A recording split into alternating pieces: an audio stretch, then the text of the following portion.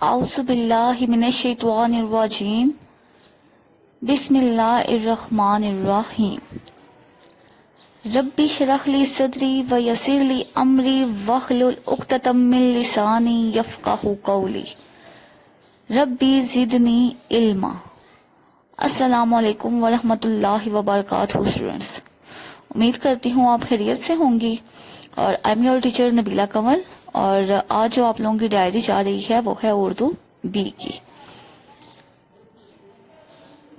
آج ہم اردو بی کا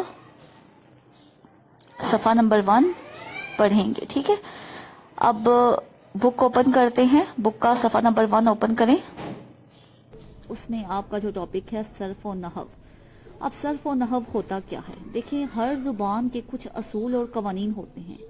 اس زبان کو صحیح طور سے سیکھا اور استعمال کیا جا سکتا ہے، جن سے اس زبان کو صحیح طور سے سیکھا اور استعمال کیا جا سکتا ہے۔ اس طرح اردو زبان کے بھی کچھ اصول ہیں جنہیں گرامر یا قواعد کہا جاتا ہے۔ اب دیکھیں اسٹوڈنٹس، اردو زبان کے جو کوئی بھی اصول ہیں، جو قواعد ہیں اردو زبان کے، ان کو گرامر یا قواعد کہا جاتا ہے، تاکہ ہم اس زبان کو اردو کو ٹھیک ٹھیک بول سکیں اور سمجھ سکیں۔ اب قواعد کے کتنے حصے ہیں؟ قواعد کے جو حصے ہیں وہ 2 ہیں، حصہ صرف اور حصہ نحو۔ اب حصہ صرف میں کیا ہم کرتے ہیں؟ حصہ صرف میں اسٹوڈنٹس ہم لفظوں کے بارے میں بحث کرتے ہیں، یعنی کہ جو ہم الفاظ سے متعلق بحث کرتے ہیں، الفاظ سے متعلق وہ ہم حصہ صرف میں کرتے ہیں، یعنی کہ وہ لفظ جمع ہے، مذکر ہے، مؤنث ہے، اسم ہے، فعل ہے، حرف ہے، ٹھیک ہے۔ تو حصہ صرف میں ہم لفظوں کے متعلق بحث کرتے ہیں، جبکہ حصہ نحو میں ہم جملوں اور عبارتوں کے بارے میں وضاحت کرتے ہیں کہ آیا کہ جملہ اسمیہ ہے، جملہ فعلیہ ہے، یعنی کہ جملوں اور عبارتوں، یعنی کہ جو پورا پیراگراف لکھا ہوا ہے اس کے متعلق جو ہم بات کرتے ہیں وہ حصہ نحو میں ہوتے ہیں۔ حصہ صرف میں تو ہم صرف لفظوں کے بارے میں بحث کرتے ہیں، لیکن حصہ نحو میں ہم جملوں کے بارے میں بات کرتے ہیں۔ اب حصہ صرف میں بھی آگے سے سب سے پہلے حصہ صرف میں جو آ جاتا ہے وہ ہے لفظ۔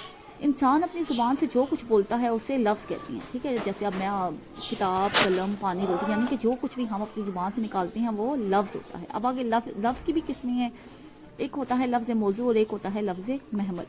تو لفظ موضوع وہ لفظ جس کے کچھ معنی ہوں، ٹھیک ہے، اس کو لفظ موضوع کہتے ہیں۔ مثلا میز، کھانا، جس لفظ کے کچھ معنی ہوتے ہیں، یعنی کہ اردو میں اس کے معنی ہوں، اس کو لفظ موضوع کہا جاتا ہے۔ اور لفظ محمل جس کے کچھ معنی اردو گرامر میں نہ ہوں، جیسے وقاب، بوٹی، مانا، شانہ، ان کے اردو میں کوئی معنی نہیں ہے۔ اب آگے لفظ موضوع جو ہیں اس کی بھی آگے سے 2 قسمیں آ جاتی ہیں، یعنی کہ جس لفظ موضوع میں نے ابھی آپ کو بتا دیا کہ وہ لفظ جس کے کچھ معنی ہوں۔ تو لفظ موضوع کی بھی قسمیں ہیں، ایک ہے کلمہ اور ایک ہے کلام۔ اکیلے بامعنی لفظ کو کلمہ کہتے ہیں، یعنی کہ ایک لفظ اکیلا بھی ہو اور بامعنی بھی ہو۔ دیکھیں اب مسجد ہے، مسجد ایک اکیلا لفظ ہے لیکن یہ ایک بامعنی لفظ بھی ہے۔ گھر ایک اکیلا لفظ ہے لیکن اس کا کوئی مطلب بھی ہے۔ اور کلام 2 یا 2 سے زیادہ بامعنی لفظوں کے مجموعے کو کلام یا مرکب کہتے ہیں۔ 2 یا 2 سے زیادہ، یا پھر 2 لفظ ہوں یا 2 سے زیادہ ہوں، لیکن ان کے لیے شرط یہ ہے کہ وہ بامعنی ہوں، ٹھیک ہے، کہ بامعنی لفظ ہوں، یعنی کہ ان کا کوئی معنی ہو۔ جیسے نیک لڑکا، اب نیک کا بھی مطلب ہے اور لڑکے کا بھی مطلب ہے۔ طاہر نیک ہے، طاہر نیک ہے ایک پورا جملہ ہے، مرکب ہے یہ، ٹھیک ہے، جملہ یہ بھی بن رہا ہے اور اس کا بھی کوئی مطلب ہے۔ اب آ جاتے ہیں کلمہ پہ۔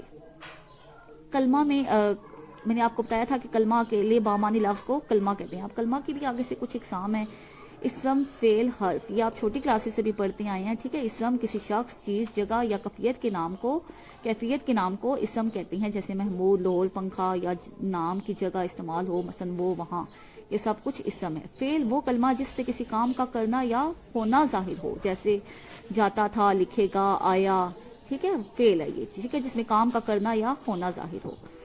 حرف وہ کلمہ ہے جو اکیلا تو کچھ معنی نہ دے لیکن دوسرے کلمات کے ساتھ مل کر ان میں تعلق بھی پیدا کرے، یعنی کہ حرف اس کا اکیلے کوئی مطلب نہیں ہے، لیکن جب یہ دوسرے لفظوں کے ساتھ ملتا ہے تو یہ کچھ نہ کچھ معنی دیتا ہے۔ جیسے میں گھر سے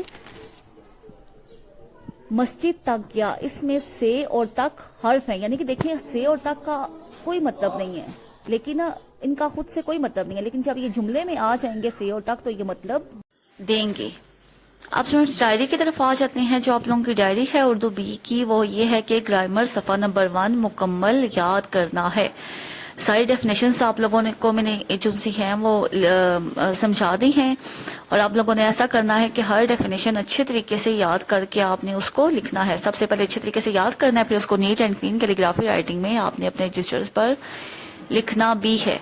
اور سرگرمی ہے آپ کی صفائی نصف ایمان ہے کہ موضوع پر مضمون لکھنا ہے. یہ آپ کا کریٹیو ورک ہے. ٹھیک ہے, ٹاپک میں نے آپ کو دے دیا ہے, صفائی نصف ایمان ہے, اور اس ٹاپک پر آپ نے ایک ایسے مضمون لکھنا ہے, اور مضمون بھی آپ لوگوں نے نیٹ اینڈ کلین لکھنا ہے.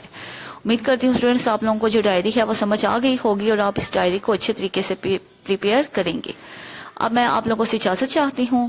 سبحانک اللہم و بحمدک اشہد ان لا الہ الا انت استغفرک و اتوب الیک.